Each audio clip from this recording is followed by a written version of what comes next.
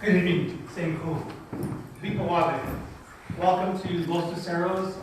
Again, my name is Matthew Martinez. I was born and raised at Wingate, just down the street, where I served as former lieutenant governor. And so this work, short to say, is near and dear to my heart in many ways. I'm really excited for Candie to share this work. This is the first time in 3 years that we've been gathered here live in person to see the presentation. So, with good spirits, we can continue to have many in-person gatherings. As Alex said, there's a lot of projects that we're looking forward to developing in 2023, site tours, talks, and it's all due to our donors and our volunteers and community members like you who come out and support. So thank you very much on behalf of the project. I look forward to talking with you and meeting you in my new endeavors. So welcome. And I don't want to get in the way of Candie's show. So this is the best of the best of 2021. That's correct. Thank you. Okay, thank you, Matthew. All right. And thank you.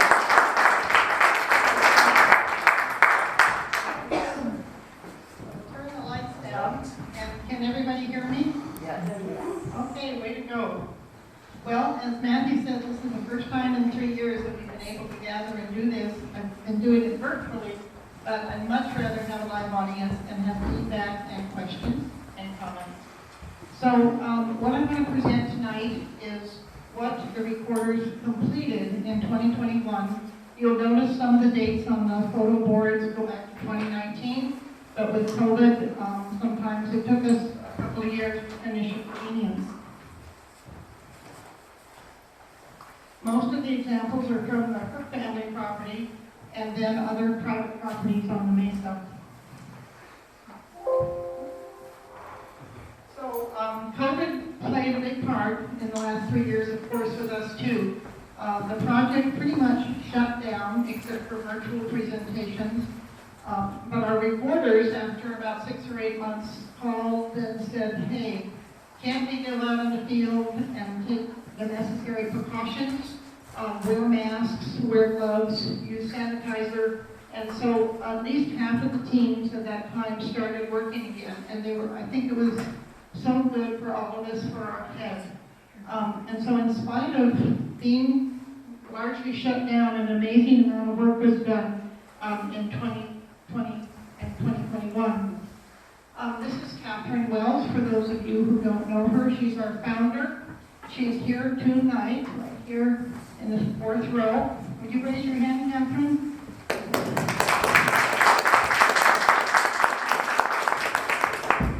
So she first purchased the property that became the Wells Petroglyph Preserve in 1991 and immediately realized that the images that she was seeing all over the property needed to be documented.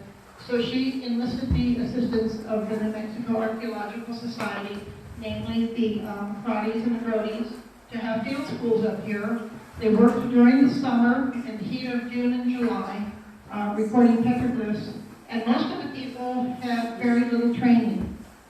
As time went along, and as we built a cadre of teams, and we spent a lot of time training our teams, we decided that we needed to repeat that recording. So from 2004 to 2009, about 4 teams tackled it again, and we increased what we found and documented to 11,000 petroglyphs, and that's what is on the preserve. So Catherine donated the preserve, it's the wrong number, to the Archaeological Conservancy in 2007 as the Wells Petroglyph Preserve as we know it today. Excuse me, Andy, I'm Yeah. sorry to interrupt. Can that be focused a little better? Or is it just me? We have to talk to focusers.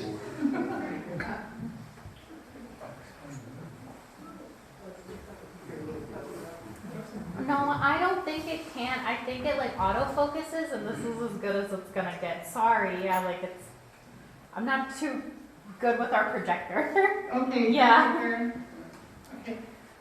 Thank you for being here, Karen. I wanted to acknowledge you and Rebecca, and thank you for allowing us to utilize your facility. This is wonderful. Oh, good. Yeah. Thank you. Dr. Chester Lavash is here tonight, and he's sneaking around over here by the camera. Raise your hand. He's been with the program since 2019, and what I have shown here is that he is in charge of the Summer Youth Intern Program, and I'll talk a little bit more about that in a few minutes. Mesa Prieta Petroglyph Project was founded in 1999 by Catherine, and we restarted formally recorded petroglyphs in 2002. That meant that we had a formal training and started using the forms that were current for the time.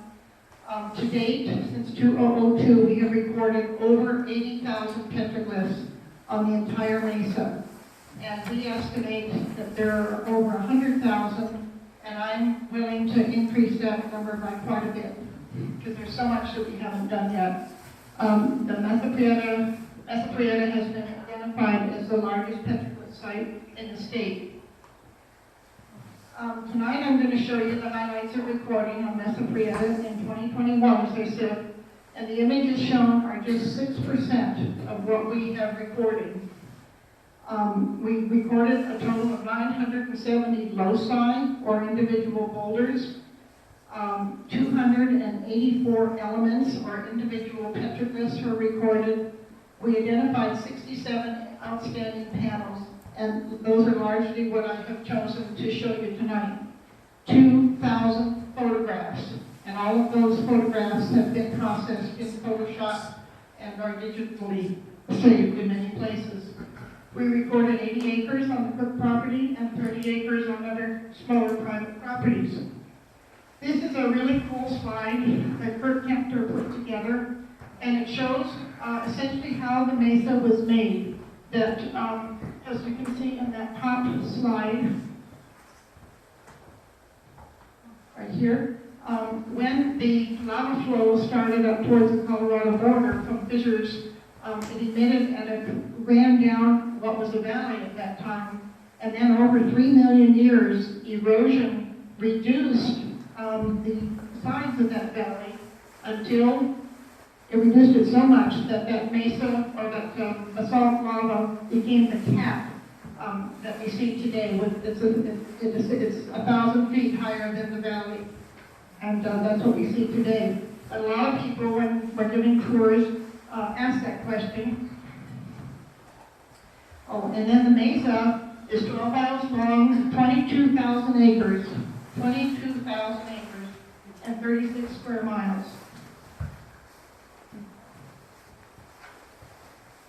I want to give thanks to the Richard Cook family and the other private landowners on Mesa Prieta for allowing us to record. And to orient you a little bit, the big pink section, that rectangle, is the biggest Cook property that's 4,000 acres, is right here. And we've recorded now about a little over 60% of that, of 4,000 acres. For comparison, this is the Wells Petroglyph Preserve. So you can see how massive that is. The Cochran property was purchased by Mr. Cook in 2008, and we got permission to record on that. And I think we've only recorded about 44% of that property. This is the LPK mine at the south end. The Ancon block has about 15 private properties measuring from about 1 acre to 20 acres, and we've recorded 80% of those, all that we've had permission for. And then this is another private piece of land that's 225 acres. It was the first piece of land that we recorded in 2002, and the data was not good. The recording was not good, the photos were lost, and so finally the family agreed to let us re-record. So we have 3 teams working on this property, 3 teams on this property, and 1 team down here at the tip of the Mesa. So we have a total of 20 field volunteers, petroglyph recorders, in 7 teams. And as I just said, 3 are recording on Richard Cook's land and 4 are in other separate private parcels. And would the recorders please stand up and identify yourself? And if you are not a current recorder, please stand up if you're a previous recorder.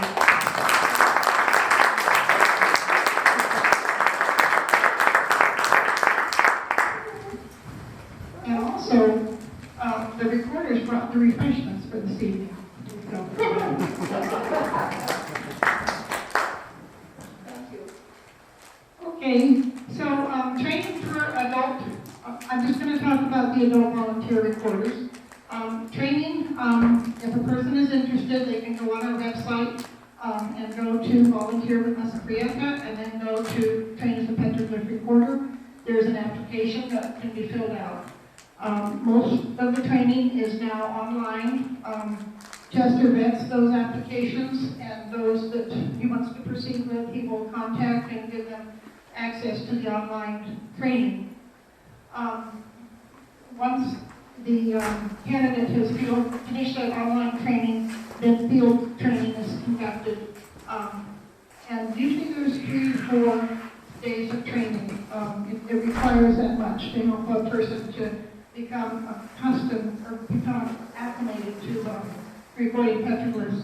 You can see we're not working on flat ground. Here this is not bad, but recorders have to be able to hike in extremely rough territory. They need to hike up to half a mile to a mile to get to their work area. And it's not like walking down a trail. It's like climbing through boulders. We ask that volunteers commit to recording 1 day a month for a minimum of a year. And several of our recorders have been with Mesa Prieta for 19 or more years. It's really hard to keep the recorders off the Mesa. They're really dedicated people. The Summer Youth Intern Program, and I'll just go over this briefly. Before COVID, it was staffed at about 12 young people, that they would have to apply and write an essay to be considered for the program. They have to be 13 to 18. Now with COVID, Chester's reduced staff to just about 6, is about all he wants to handle until COVID goes away, if it goes away. They're trained to record petroglyphs and other archaeological features in much the way the adult teams record. They work on Cook property for 2 weeks every June, and they're overseen by the project archaeologist, Chester, and adult volunteers. It's STEM-based. The youth acquire skills that contribute to employment and advanced education, and a really nice kudo is that the dual college credit is offered. So before I move into the bulk of the talk, I'd like to just review the cultural time periods that we can authenticate on the Mesa. We have a little bit of evidence of Paleo-Indian that I'll talk about. Archaic, as you can see the dates there, late developmental, ancestral Pueblo, and Euro-American period. And I'll be talking about each one of those categories. So the evidence of Paleo-Indian culture on the Mesa, it refers to the late Pleistocene and early Holocene occupation of North America and encompasses the Clovis and the Folsom cultures. Clovis points date back to the early Paleo-Indian period, roughly 14,000 to 12,000 years ago. Big time old. The Clovis rooted points. The Clovis rooted points are named after the city of Clovis in eastern New Mexico, where examples were found in 1929. The Folsom points are not as old. They're only 9,000 years old. And then the cultural time periods for Paleo-Indians is through artifacts. We do not know if they made images on the rocks, and if they made images on the rocks, we don't know what they look like. So finding an artifact and then having it authenticated by an expert is how we can determine whether they were present on the Mesa. To date, we have 3 possible examples of Paleo-Indian lithics that have been found on the Mesa. We do not know if they were indigenous, meaning that the people were here and made the lithics here, or if they were made elsewhere and picked up by somebody and brought here. And there's no way of being able to determine that.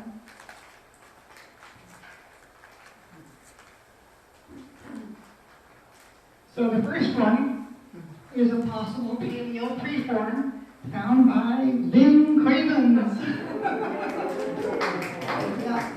Long ago, this was in about 2009 or 2010, And believe me, they scoured the area. She and Jen scoured the area looking for the base of this guy.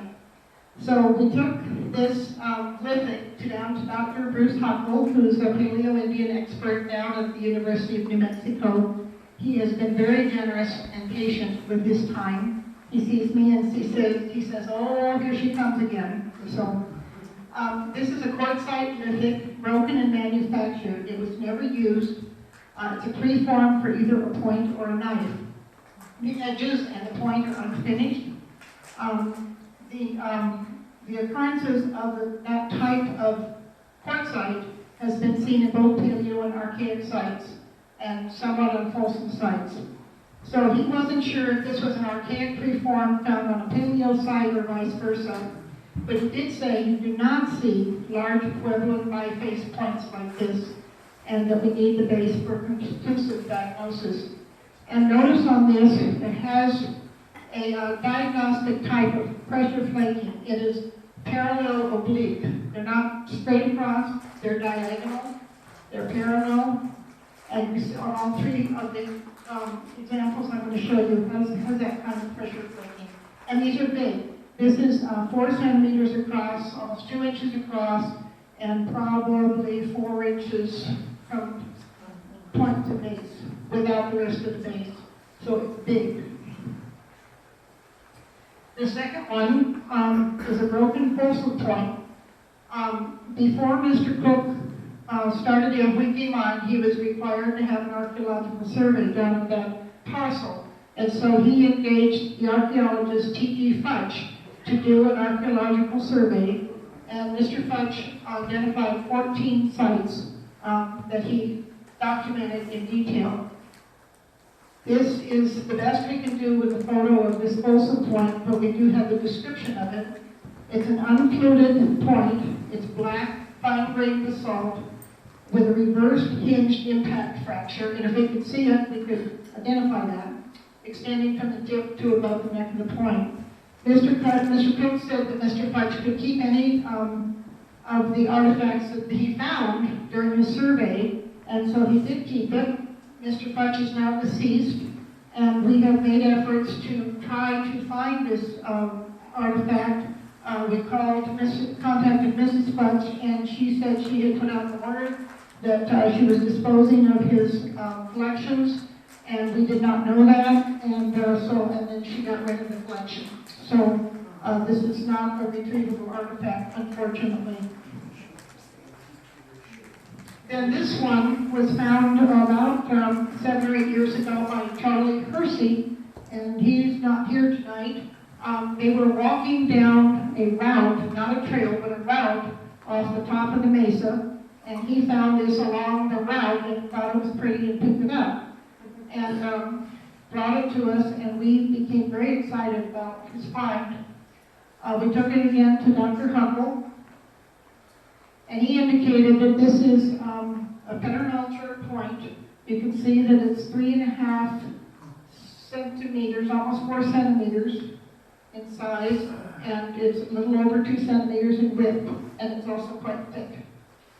He said it was likely broken during field use, and if you can see on the point here, you can see these fractures that kind of like shock waves came back to about here. And what he thinks happened is that the tip was used, and it hit either a rock or a bone in an animal, and it shattered the tip and very likely broke the point. This also demonstrates that selective diagonal oblique pressure flaking was very wide, broad pressure flaking marks. The thickness and the width are greater than archaic points. This point is much more robust, is the word that he used. The ridge right here near the break was a conclusive diagnostic feature on this artifact. He felt that this ridge is actually the top of a fluted channel that would extend down to the base of the artifact. The fluting would come up to there, and then it would have broken off there. And based on that, he feels that this is the tip of Clovis Point. He's fairly certain about that, but he wouldn't bet his paycheck on it, he told me. So if this is a point tip, it's dated to 10,000 to 13,000 BCE. Do we still have that, Chester? Yes. Good, thank you. Okay, as I said at the beginning of this section, we don't know what paleo images would look like, or even if they made them, but guessing, this is what we've come up with. Allison Youngs was working with Janet McKinsey several years ago in an area, and she noticed this natural hole that appeared to have been burnished.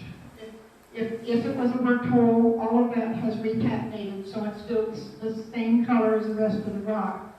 But then she noted these radiating lines coming out, and noted that they very likely were deep enough to penetrate the patina, and that they had repatinated. You can see on her drawing here that the radiating lines, but they have returned with total repatination. And so, if we were to guess that this is a paleo image, this is what we're guessing that they look like. This one is similar. You can see the scratch marks maybe, but they're deep, but they're totally repatinated. And could they be old enough to be paleo? And then this one, this cup hill, is on the Wells Preserve. It's on the Hermann tour. And Dr. Richard Ford, who's a long-time proponent of a supporter of the project, feels that this is very likely older than archaic, that it's quite likely that this may be paleo. It's about 3 inches across, it's about 1 inch deep, but the key is it's very rough. It's been very eroded over time.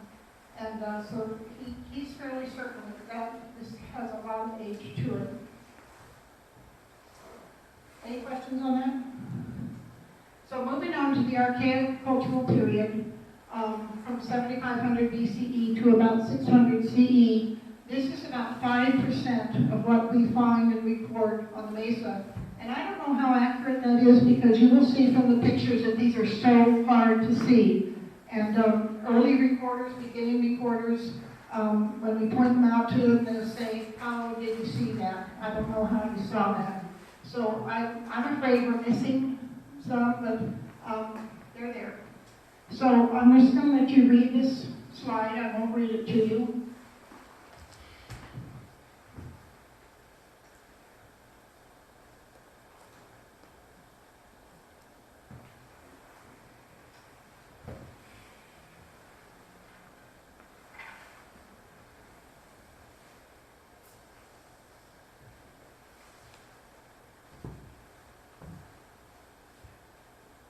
So these images are largely geometric, as shown here. Asterisks, one-pole ladders, triangles, circles. Many are extremely abstract, beautifully abstract, as though the person was in a hallucinogenic trance. And then in the later archaic period, which is more getting towards 600 CE, we begin to see human footprints, handprints, and animal tracks. The archaic images are the oldest images recognized as present on the Mesa. And as I said before, we don't know what the Paleo-Indian images look like, but we are researching them. So here's one that's an easy one. This is a one-pole ladder. It happens to be filled with black lichen, and it just has heavy repatination. It's not totally repatinated to the color of the rock. But you can appreciate that they're not easy to see. And here we get a little tougher.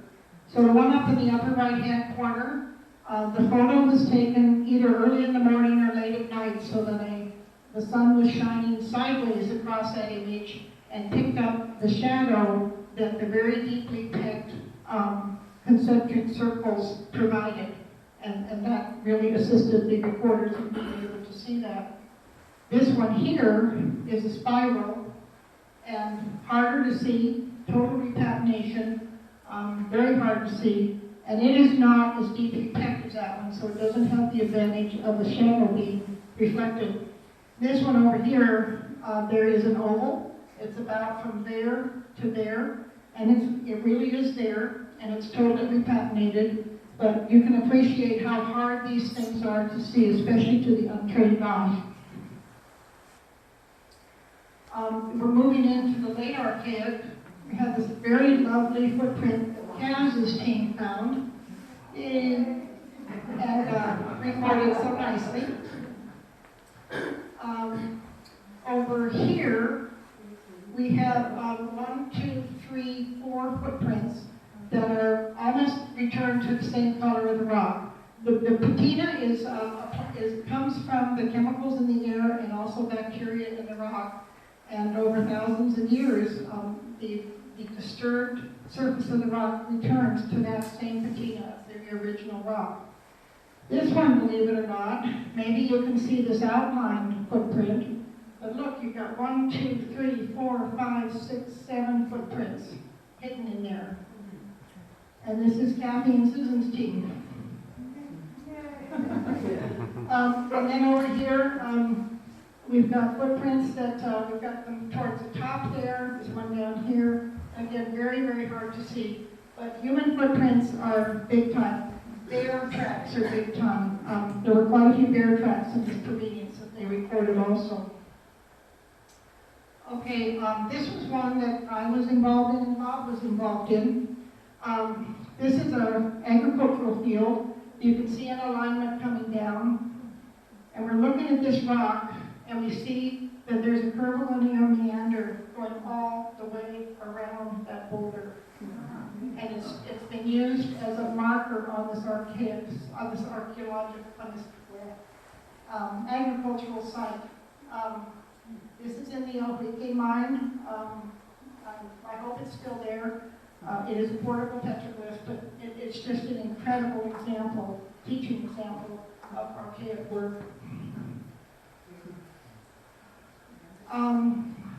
This is a rock that I'll talk about a little bit more later, but so we're looking at this panel right here, and probably what you can see first is this rake that's coming out, maybe another rake right there, and then you see there's a footprint here, a big footprint.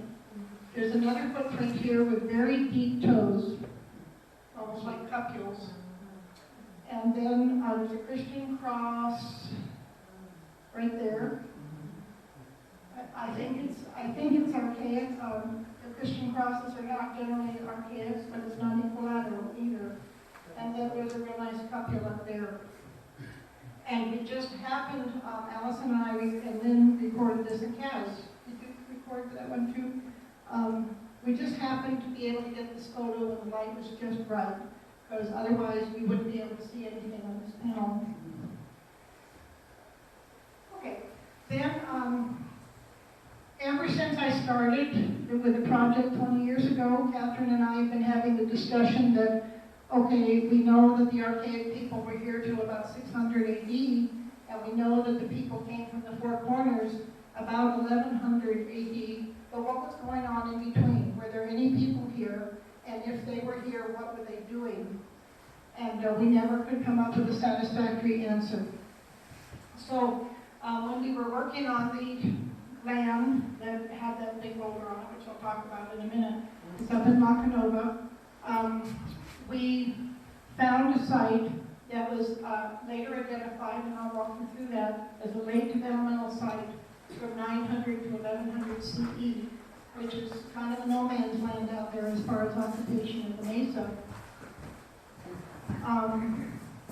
In 1999, when P.G. Fudge was doing the LWK mine survey, he came across what he identified as a late developmental site in the mine, and he identified it through the ceramics. That's about the only way you can identify the time period of these cultural sites. Janet and I went down there about 6 or 7 years ago to find the site and to re-record it, and all we found was a few of the very primitive sherds, an ash stain, and some monos, and not much else. The mine had pretty much destroyed it. So then, following this 1100 CE, we go on to these other time periods, which I'm going to talk about. Thank you for persevering to find us, find a way in here. So going back to the big boulder that I just showed you the back of, this boulder sits up on a bench about 20 feet above a plane. It's about 3 meters by 2 meters by 2 meters. The top is covered with images. This is just a section of it. It took us 4 days to record this, and a lot of the work we did at home on the computer with our pictures, trying to figure out what we were seeing, because we couldn't get up there to see. We didn't want to climb on top of the rock, but it was really hard to get up there and see what we were dealing with. So at the end, we had recorded 12 panels on the single rock, and a total of 141 different petroglyphs. And that's more than anything that we have recorded on the Mesa so far.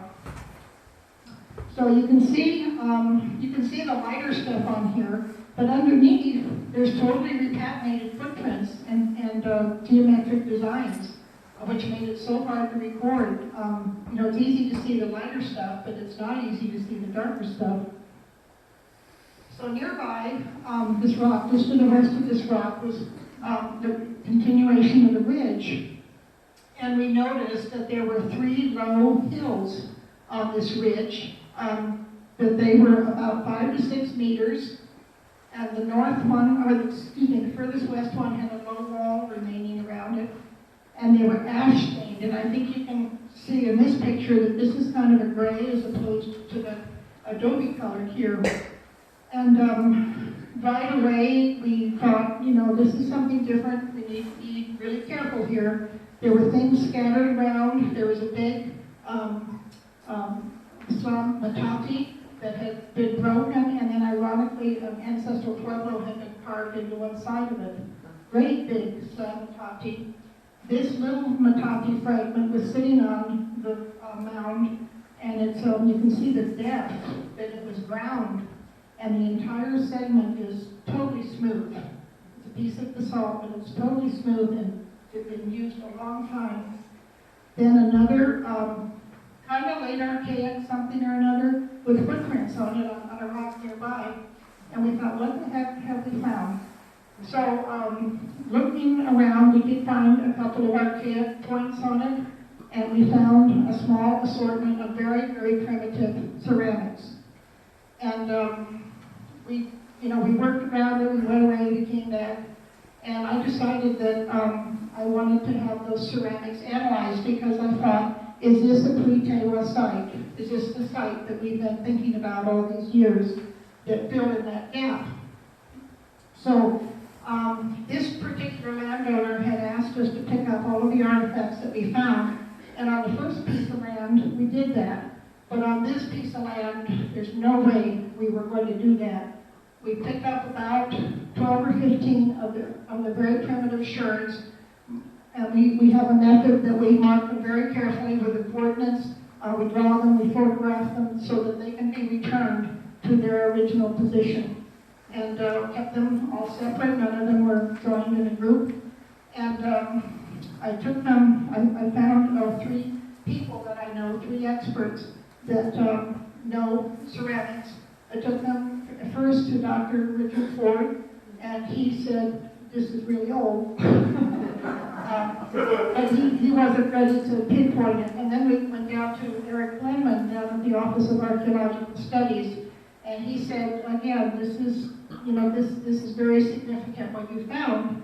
And he arranged for me to spend an hour with Dean Wilson, who is now retired from OAS, and he's a contract worker with OAS. And he is a ceramics expert. He, get my notes out here, he put together a website called the Southwest Ceramic Typology website. And if any of you are into ceramics, he has typed probably thousands and thousands of ceramics on this website. So it is called the Southwest Ceramic Typology Project website. And you can go on there and kind of walk through and type the ceramics that you have found in various sites. So he spent about an hour with Lee and I, and he indicated that these up here, I'll start with this one. This is the oldest one. It's a granitic, very primitive, rim neck banded piece, and it goes back to 700 to 900 CE. And he said it's made from sand that was ground from the Santa Fe Formation, from the Sangre de Cristo Mountains. It's micaceous. These are about the same age. These are about 900 to 1100 CE, and you can see how crude these are. These are the two pieces. These are the sideways. One of them was a rib piece, and the rim was so primitive, so crude. So he felt that they're micaceous. Their origin is from a stream bed. The temper was rough, gray, granitic, and Precambrian in nature. And he was the one who said, we're likely looking at a late developmental site, which is 900 to 1100 CE or Pueblo II. And those of you who study time periods, ceramics were started at the late Pueblo I, and as you go into Pueblo II, that's when ceramics in the Southwest were started. Dean said that in Pewaukee, there's been a lot of construction and excavation in Pewaukee because of the highway, and apparently there's a whole line of these sites on the south side of 285 in Pewaukee that are at this time period. I think in the northern Rio Grande Valley, up here in Enrique and La Canova, that early centuries ago, farming started, and these fields were being plowed, and very likely many of these sites were destroyed. The one, we were working on two sites, and the first one we worked on had been plowed and plowed and plowed, and this one, fortunately, was up on a ridge and been left alone. This piece up here measures about 2 centimeters by 2 centimeters, and it's very thin and delicate, and that was the only piece we found. And he said that is red Mesa, black on white, dating to about 900 to 1050 CE. It's a trade rare, and he felt that probably travelers coming through the area had dropped it there.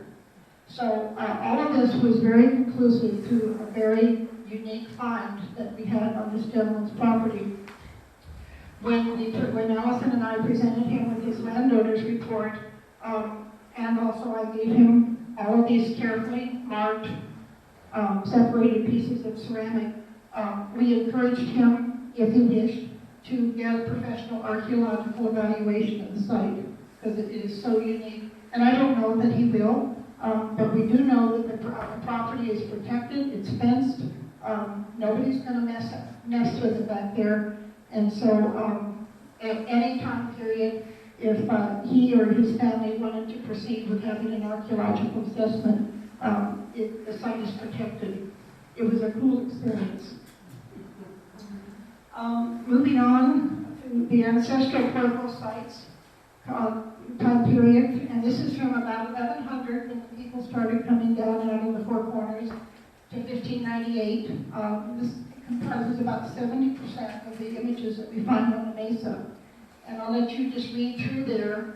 But this was a time of fluorescence. This is when petroglyph creation became so beautiful, so exquisitely made. These are the types of images that we find, and these are all over the Wells Preserve. It's just such a rich area.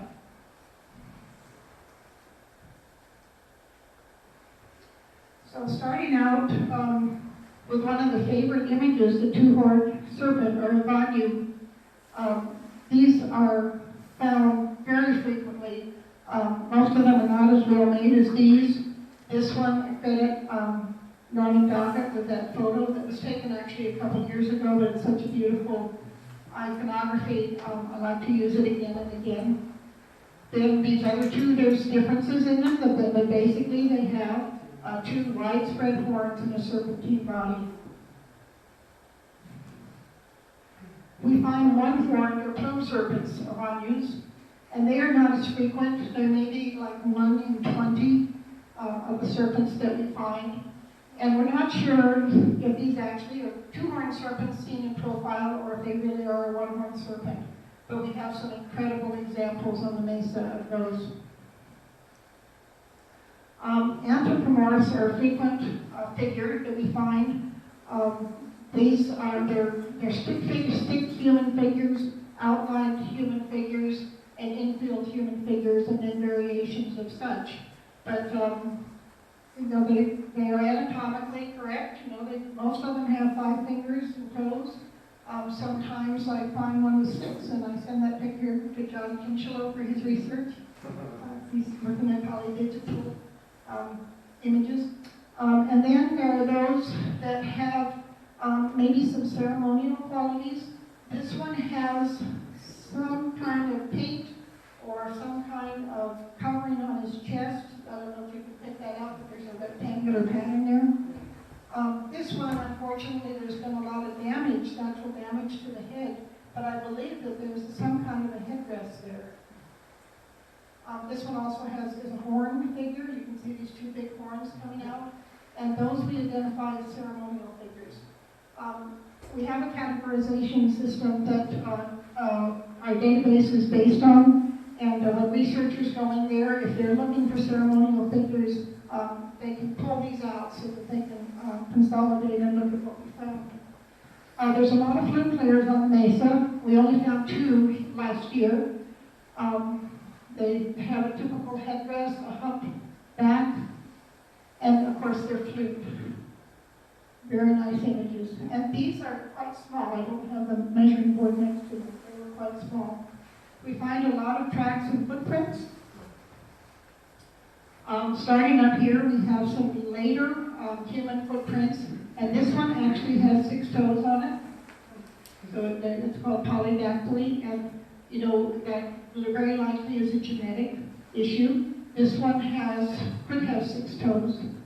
And then this one also you can see that has post-contact initials that have been pegged into it. This one we're not real sure what it is. It kind of looks like a bear paw, but it's got way too many toes. It's a lovely image though. Very nice foot image here. And then the bird tracks, or turkey tracks, we find all over the Mesa. And they are really neat in that very often they will define a trail. They'll be alongside of the trail, especially when there's multiple tracks on one rock.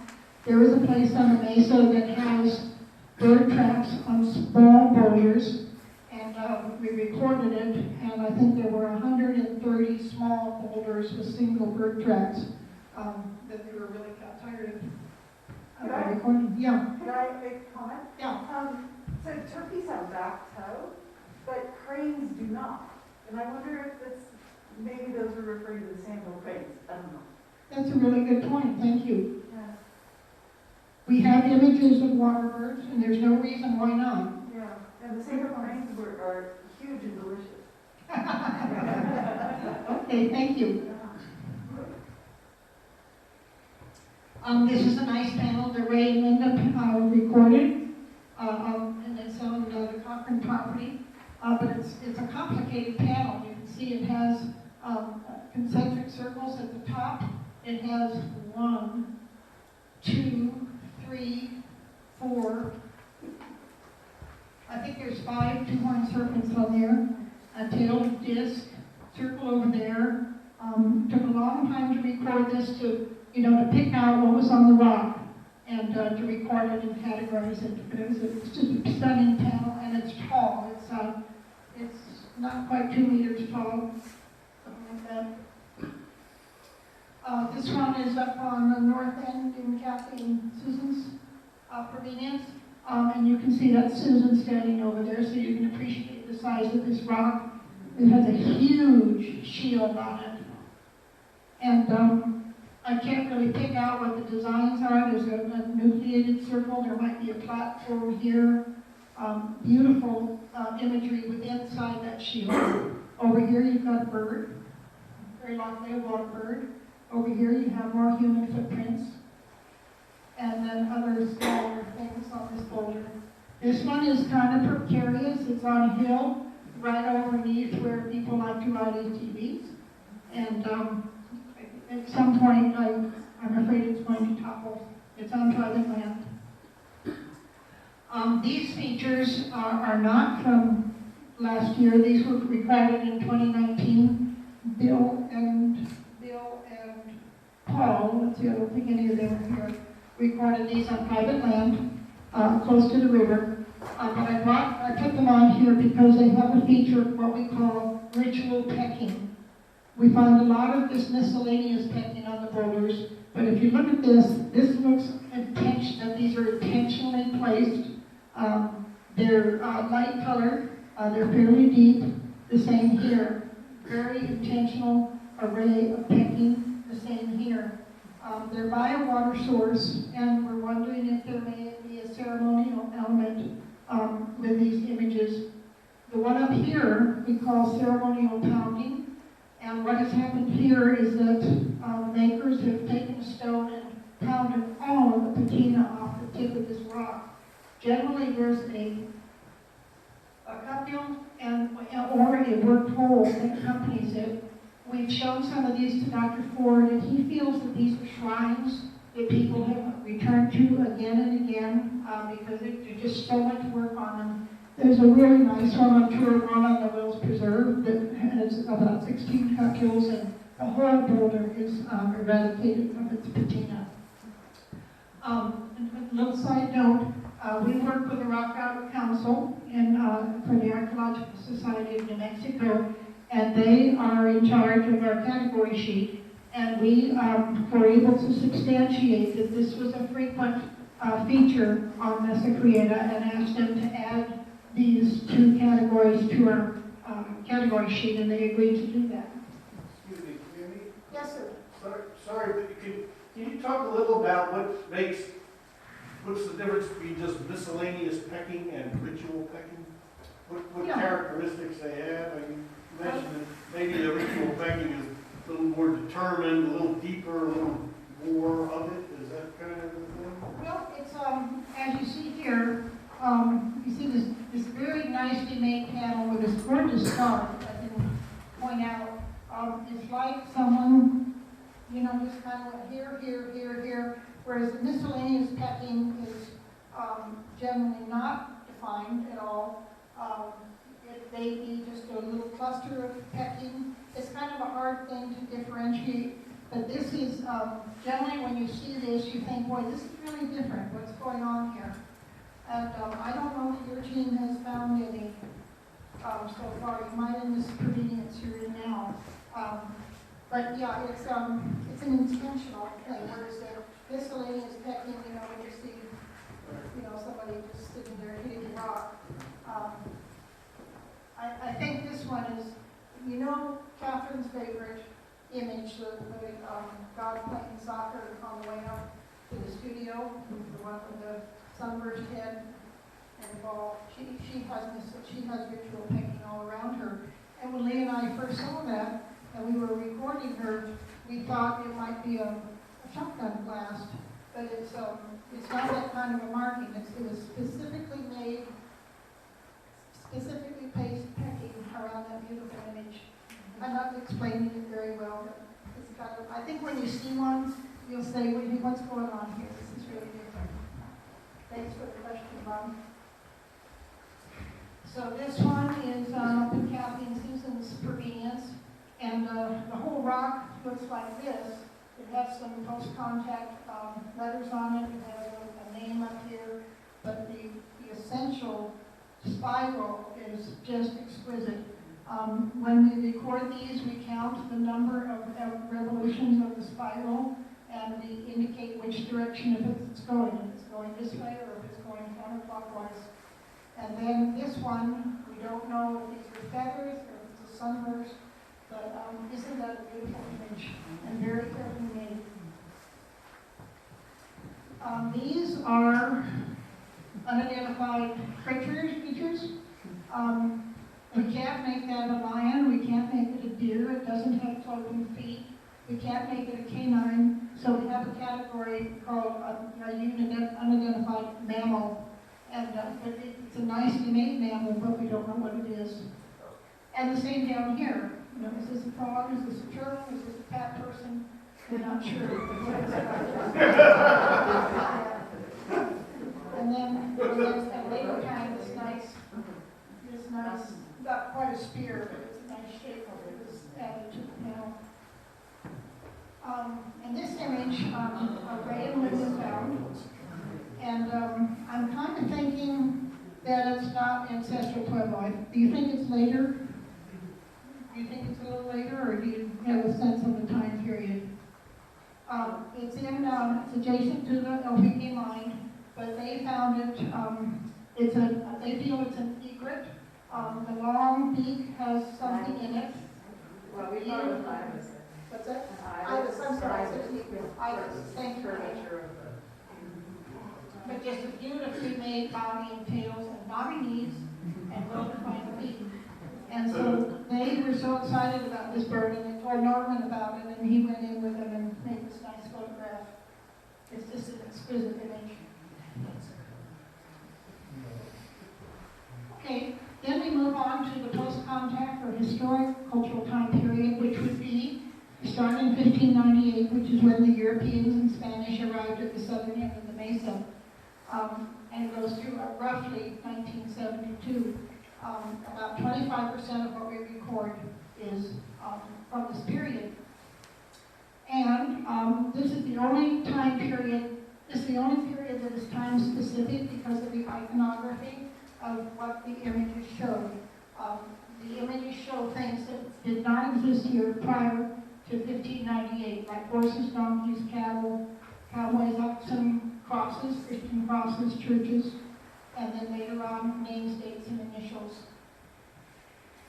I strongly feel that the Tewa people continued to make images during this time. The Spanish made images, but I strongly feel the Tewa people were documenting what they saw with what these new people brought to their area.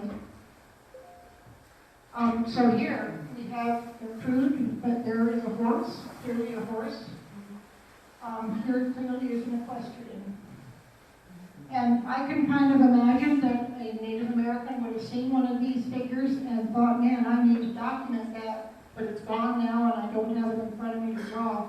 So they're drawing it from their memory. Because a lot of times we'll get horses that the legs are bent backwards, the people's legs are dragging clear to the ground, but some of them are just gorgeous. Then we started getting names and dates. So we have Nick Lovato, and then we have Año, 1859, and this is right above the big amulet. Yeah. And this is one of the oldest dates, I think, that we found on Mesa.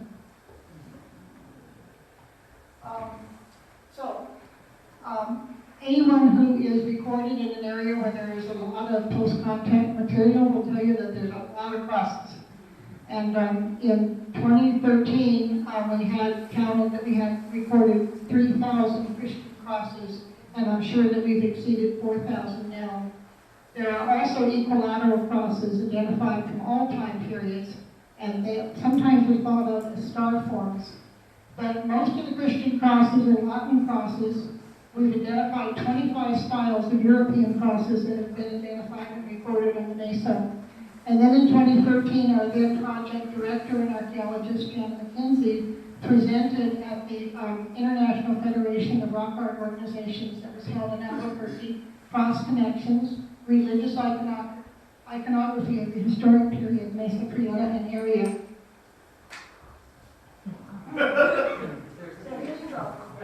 This is a Kathy and Susan picture. Notice that the ground level is right there. And we had some fun discussing why is this row of crosses right down on the ground, what was happening. But it's possible that, the fill has raised the ground level. These are all Latin crosses, and there's a lot of them. They're all made at pretty much the same time period. Then we have those that are possible churches, like this one, or altar crosses, like this one. And these are documented in the literature as crosses that are common in Europe. And its research has revealed that. We have St. John's crosses. This is one of my favorites. very lightly picked, but look how exquisitely outlined it is. It's a beautiful little cross. Same over here, not quite as well made. And then here we have a possible chalice. Again, St. John's and Palmate crosses. And then this one is a possible anchor cross.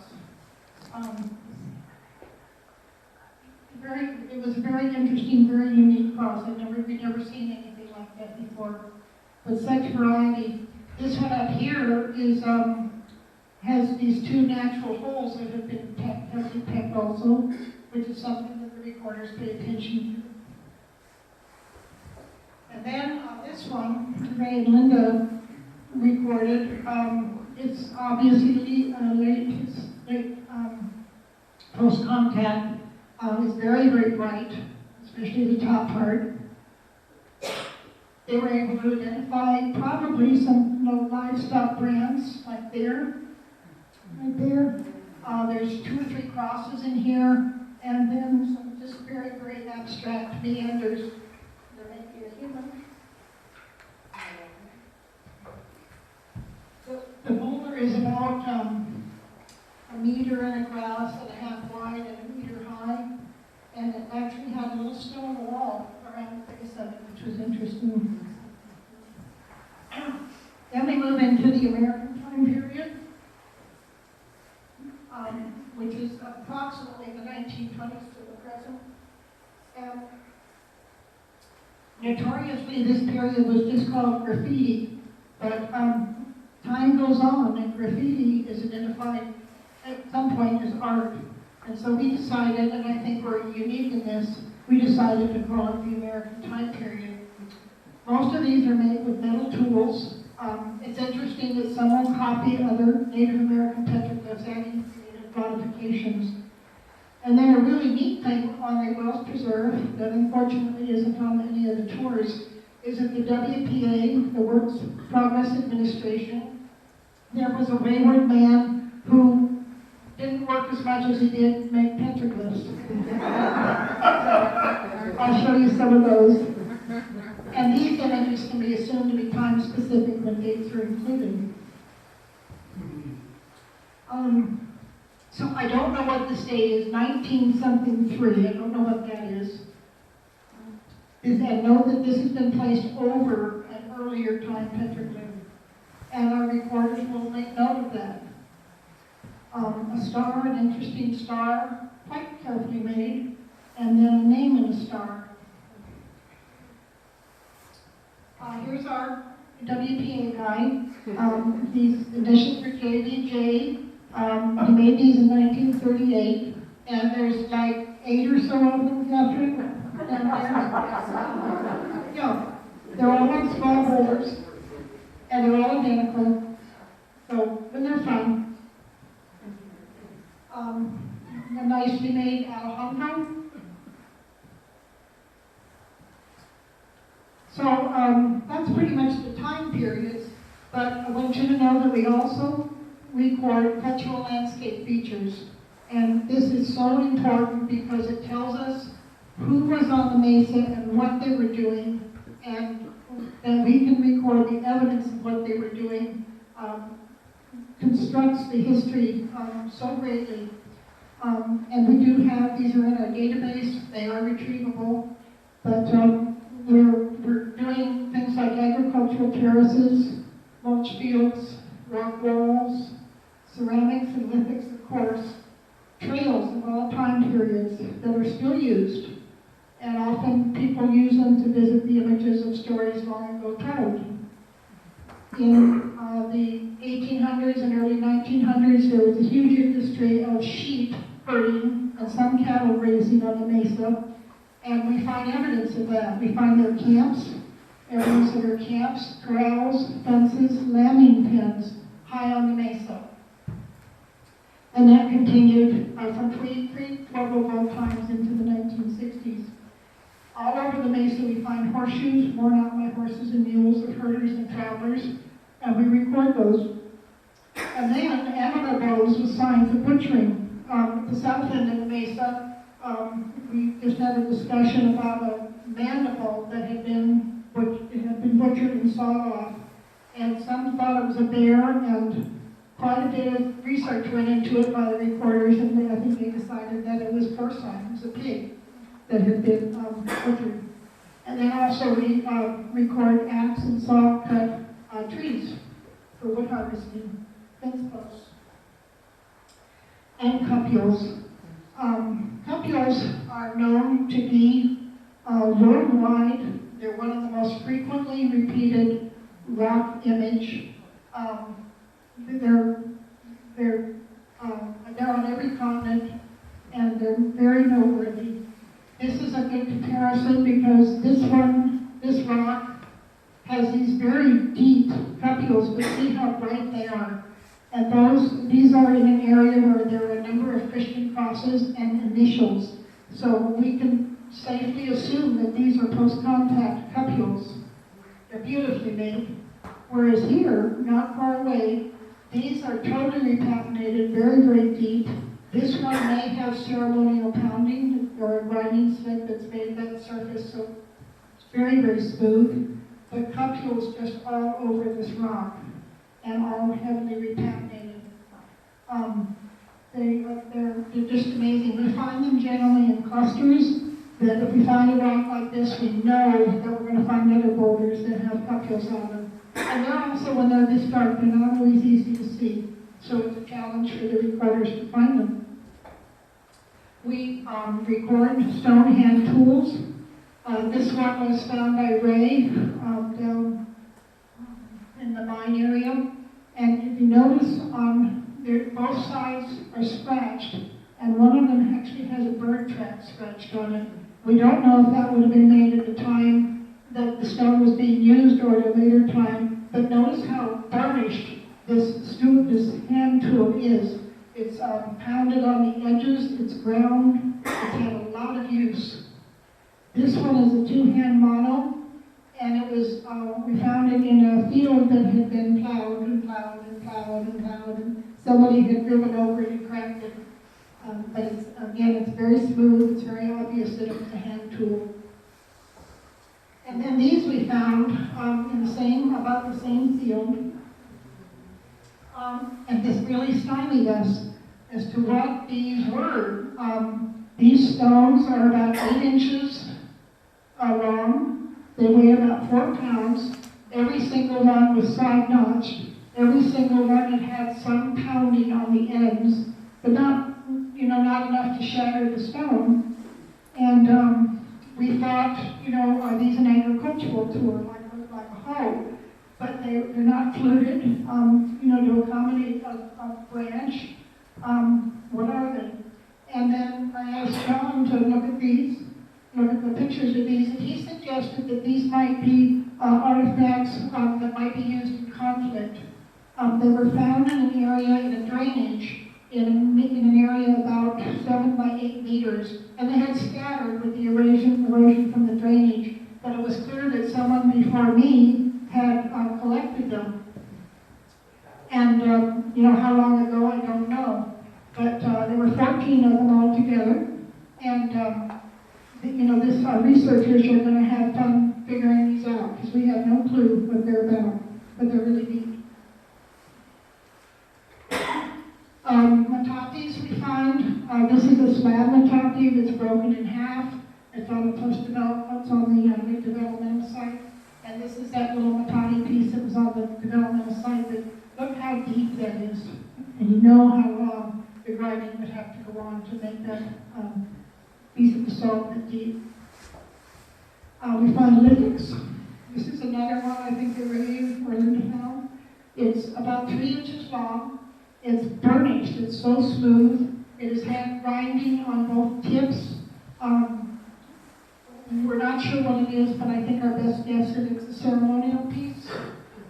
Is that what you concluded? We don't know. Yeah, open to interpretation, which we try not to do.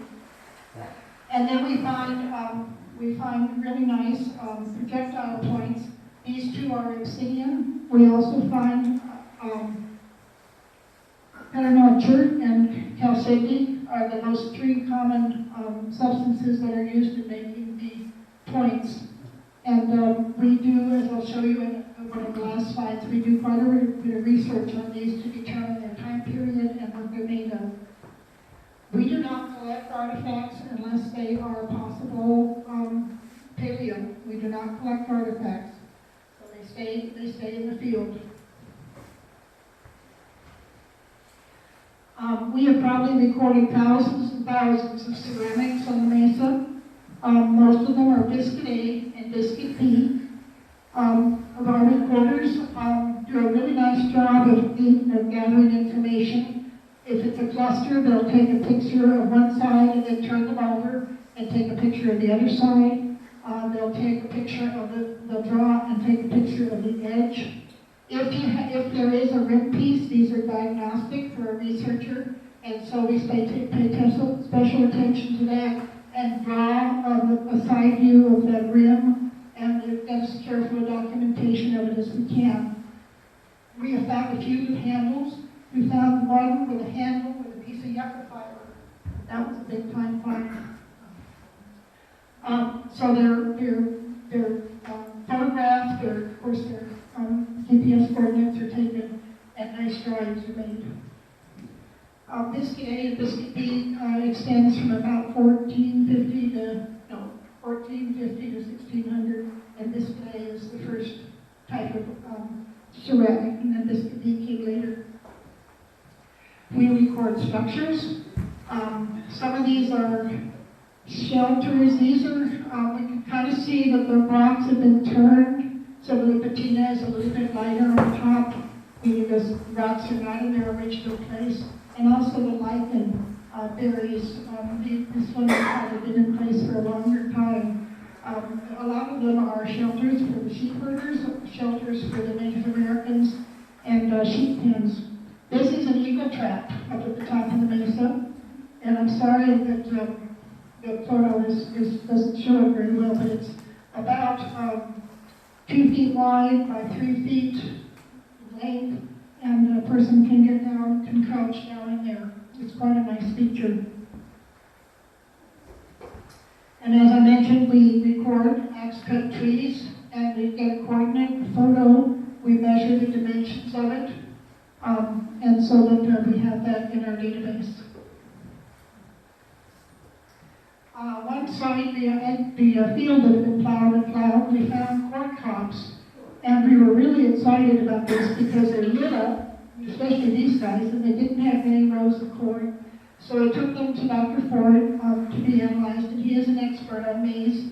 And he said that they probably are livestock forage from the early 1900s, which was a little disappointing, but still, they're pretty significant.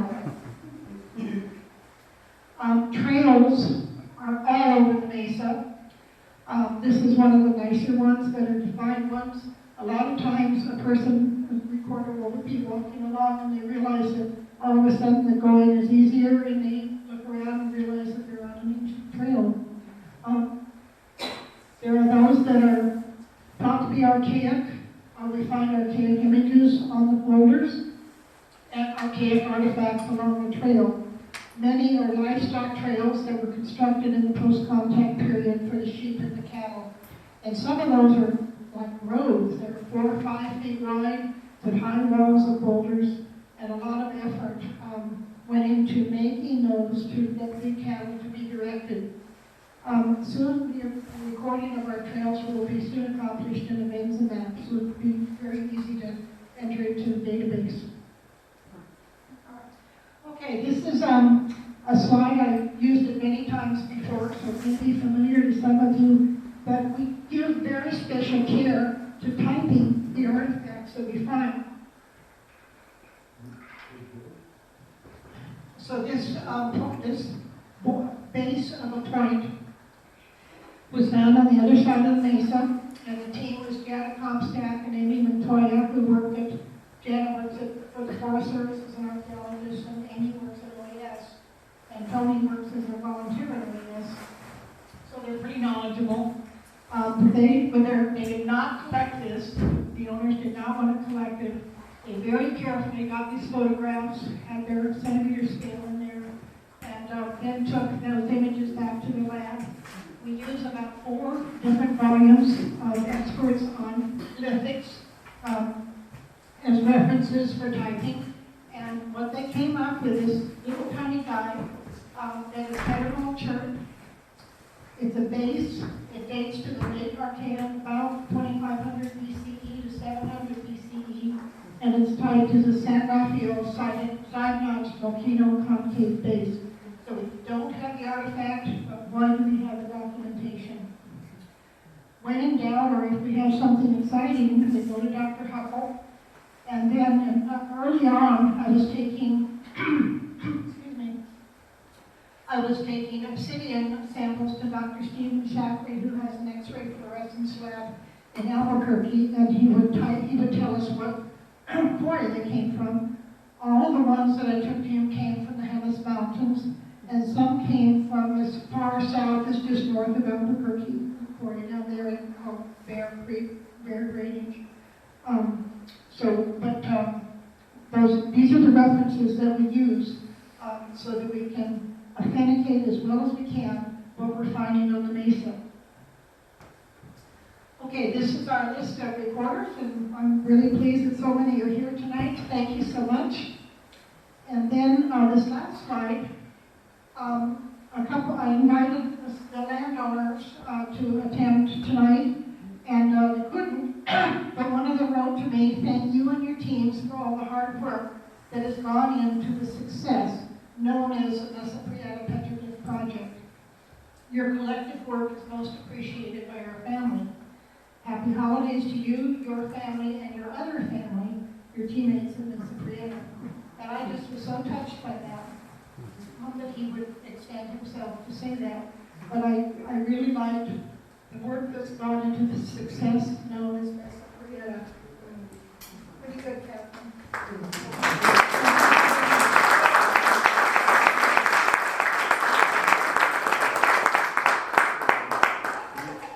So we have some time if there's any questions. We have about a few minutes.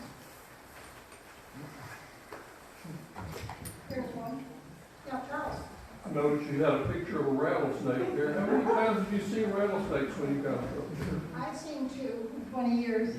But this one is special. Ray and Linda were recording with Allison, and they found this guy asleep in the shade. So they put pin flags all around him. And they worked all around him, and he never was disturbed. He just stayed there sleeping. We don't find him very often. And when we do, they have not seen humans, so they don't know what we are. So they're not all that aggressive. They just want to move away. Good spotting. And also, this is a mountain lion track. Yeah. Yes. Thank you for such a great presentation. I have 2 questions. One is, and obviously I don't know much about this, but when there's meander shapes, do you think there are ever mapping marks? That's a really good question. We try not to, in this project, interpret the images. There are others that do. We take into one of those petroglyphs and say, well, this is clearly a map of this area. So we don't know. We attribute them more to the hallucinogenic state that may have been induced in a person. But we try not to interpret that. Good question. And then the other question is, it's such an exciting time in the indigenous humanities. Are more and more of your references dated? On the lithics, we're not. We're using either published books. We are hoping as Matthew becomes more involved in the project that will, in fact, that's something we were talking about prior to that talk, is, what interpretation do we use? And my feeling is the more interpretation we can have from the Native Americans, especially in this immediate area, the better. Jester. I just wanted to add on to that. In my own writing, I do use a lot of indigenous primary sources. Yeah. Yeah, it's a big part. Yeah. Anybody else? Catherine? Would you be willing to hazard a guess about what the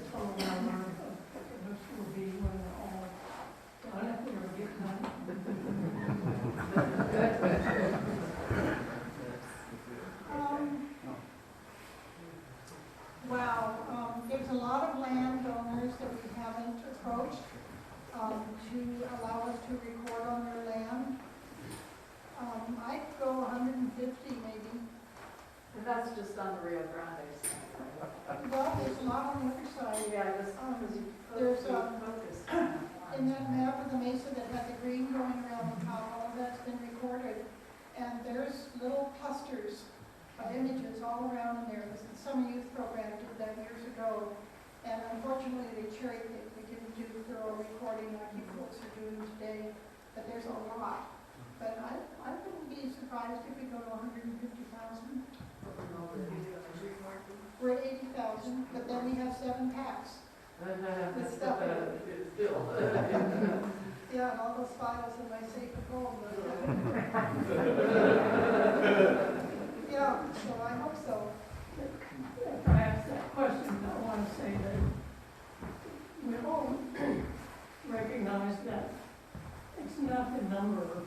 I mean, it's meaningful that it's a big number, but it's not really the number that makes the place the special place that it is. It's the quality and all the spirituality that the Native Americans have put into it, and so many other things that make the Mesa an amazing site. That's right.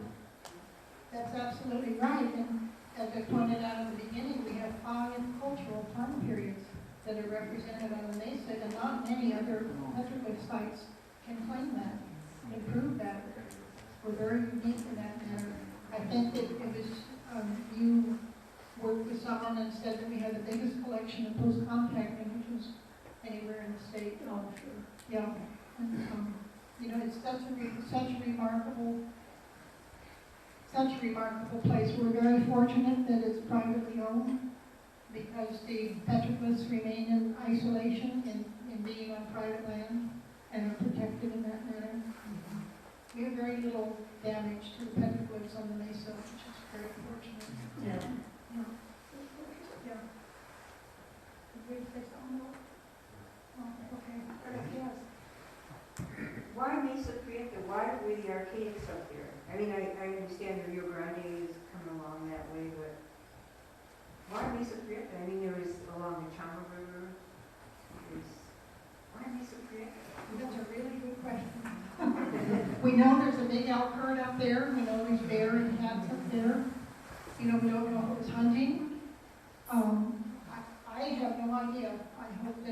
I hope as researchers get involved with this more, that you know, that can be answered. Do you have any comment on that, Chester? No comment at the moment. At the moment, yeah. Has there been work in the Chama? I mean, not in the Chama, but Oh, yeah. there are people who have come out those areas with the same kind of. Probably a different focus, more on there's a lot of cultural sites over there and fewer petroglyphs, so they probably have a different focus. But there's been a lot of work done in the Rio Caliente and the Chama.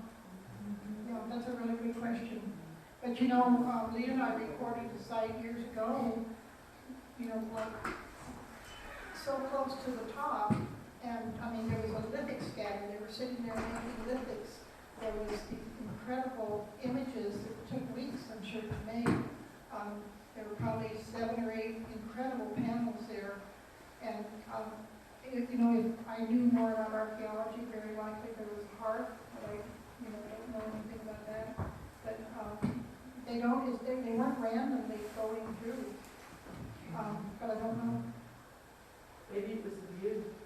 The snow caps say where it's still there.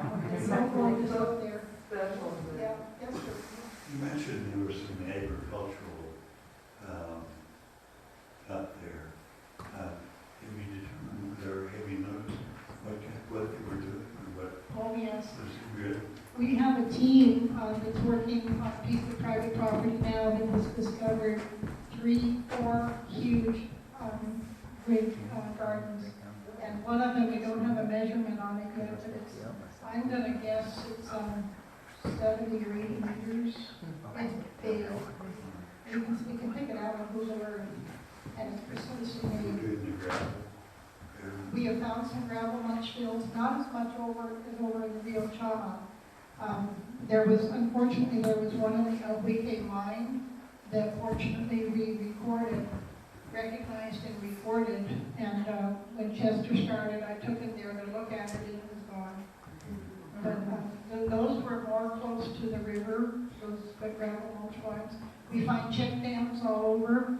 We find reservoirs. I remember one area, there was a nice swale between several hills, and there had been check dams, a series of check dams, and the vegetation upstream of those check dams was totally apparent from anything else in the area. So you know that there's a lot of water cluster, water collection. Kurt Anschutz, who's an archaeologist in this area, did his PhD on the water features of Mesa Prieta and this area. He was going over to the Jama a lot. One other question. What were they mining? Riprap. Pardon me? That was modern day. That was riprap. That was road construction material.